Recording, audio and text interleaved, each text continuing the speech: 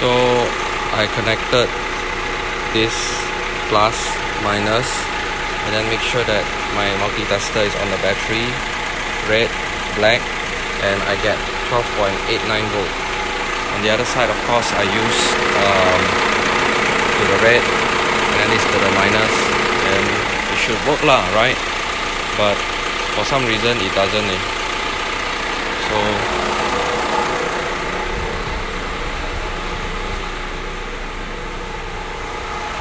see, I can get things leh.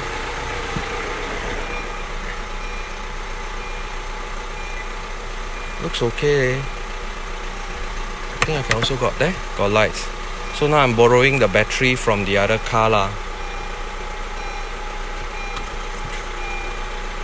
There. So everything looks right? So now then I also can feel aircon. So I press,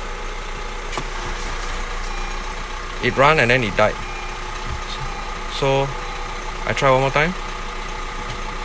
Okay, I switch off first. Looks right. Okay, let's take a look at the voltage again.